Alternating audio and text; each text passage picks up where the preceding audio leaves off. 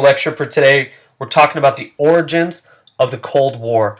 And remember, as always, our video lecture is meant to be a 30,000 foot view. We're flying over the landscape. Going to get a couple quick hitters, something that we can kind of gain some basic information in tomorrow in class with our Q&A session. It'd be a great opportunity for you to ask any questions that you might have. The first thing you want to know about the Cold War is that this is a political and ideological war. It's not a war in the sense that we just studied World War II where there was fighting. It's not a war in the sense of a marketing war or anything like that that you might see in the news. This is an ideological, a political war of the lens that we view the world. Which side is right? Which side is stronger? Is it the communists or is it the capitalist societies that subscribe to democracy? Okay, and the roots of this go all the way back to the Yalta Conference, right at the end of World War II. Right prior to victory in Japan, we have the Yalta Conference, where we have FDR, Churchill, and Stalin, the three major leaders of the Allied forces, meeting together to discuss what are we going to do after World War II is over. Now, these three sides get together to kind of discuss what's going to happen as we rebuild Europe. But remember, there's tension between these sides. They don't like each other, but they have a common enemy, and it's something that bonds people together. It's probably why you guys do so good on your group projects in my class, right? Anyway, some questions that you want to consider from the Yalta Conference that these guys are trying to figure out. What are we going to do with Germany? What are we going to do with the countries that Germany has taken over? And lastly, what are we going to do about the financial responsibility of rebuilding Europe? Who's going to shoulder that, and who's ultimately going to probably gain the benefits of that? Again, this is a major war that's fought over communism and democracy. So let's define those terms real quick so we kind of know what we're talking about. Democracy is capitalism. It's you live in a country where the power rests on the individual. You have the power to change your country. Communists, on the other hand, is all about the state. It's all about the government. It's all about the power resting in the hands of the leadership. And unfortunately, often this is run by a dictator. A single power runs it all. And the workers exist for the growth of the state, the growth of the government. And then the government takes what it wants and then gives equally to those who have shared in the work. So when we talk about the Cold War, we're talking about these political ideologies. And you want to remember that the Russians are communists and the Americans, the British, the French, they are all capitalists. Let's talk about exactly what happens. In the 40s, you have Joseph Stalin saying that he's going to leave his army in Eastern Europe to, quote-unquote, maintain the peace. But truly what he's doing is he wants to set up some puppet governments in the countries that Hitler has taken over. And he wants to create this massive union of socialist states, a region of communist countries. And he does this. And now America and Britain, they don't want to challenge him right away because remember, they don't want to start World War III. But Churchill has some pretty strong words, and we'll talk about these tomorrow in class. But he says that an iron curtain has fallen across Europe. Something like impenetrable.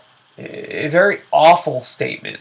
We'll talk about that again tomorrow. Now, the Americans, they have a choice to make. Are they going to get into an armed conflict with the Russians? Which, if you remember from World War II, the Russians have far more men. And the likelihood of America winning a ground war is ridiculous.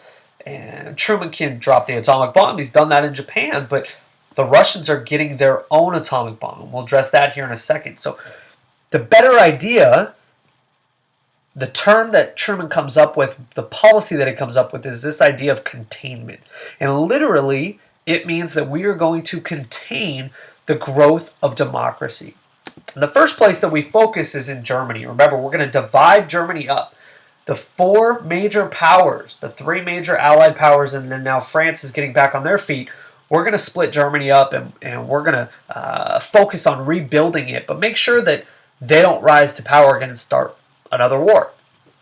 So what happens? Well, in the West, you have capitalism, and you have people who are thriving. You have businesses, you have housing, you have food, plentiful food. And in the East, you have communism, and you have struggles, you have poverty, you have people sick and dying. It's just a miserable place. And so people want to leave the East and head to the West. And if you'll notice, Berlin, a major city, exists within the Russian zone, and they divide the West and the East, and people want to leave the East and head to the West. Stalin wants to stop this, so he enables something called the Berlin blockade, and he will not let people leave from the East to the West.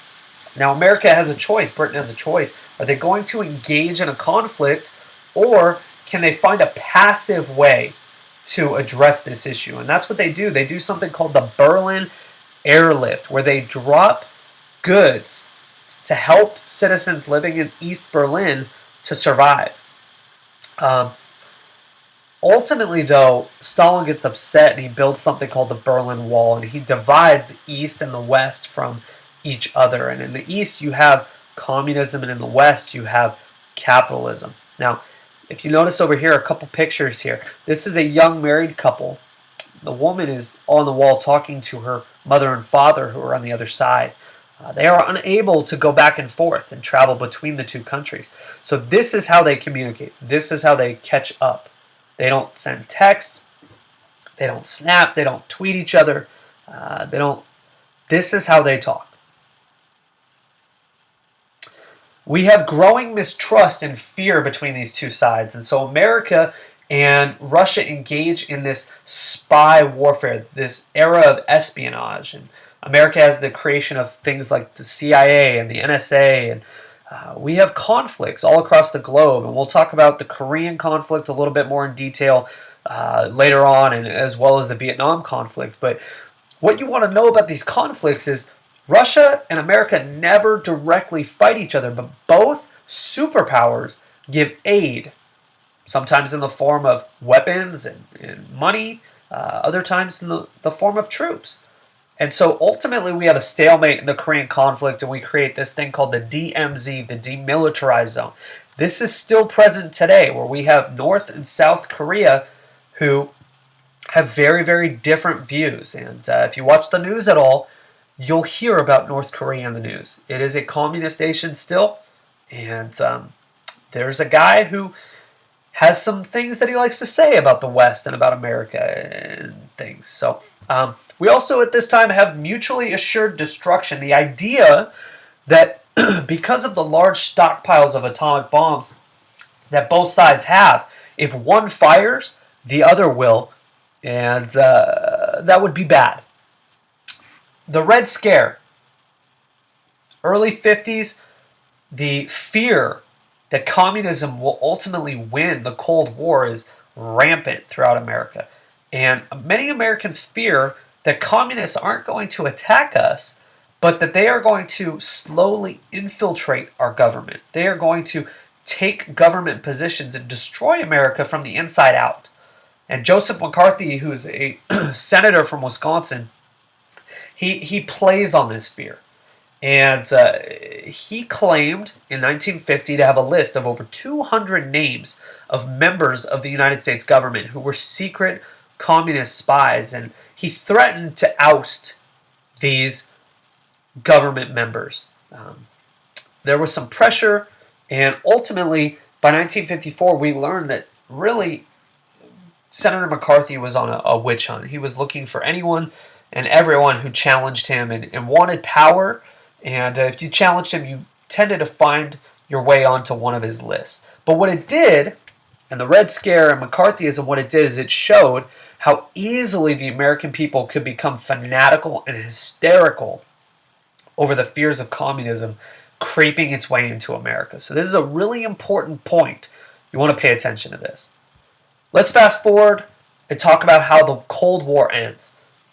The Cold War basically lasts from 1945 to 1991, and it was quote-unquote fought. Remember, there's no direct fighting, but it was fought on many frontiers.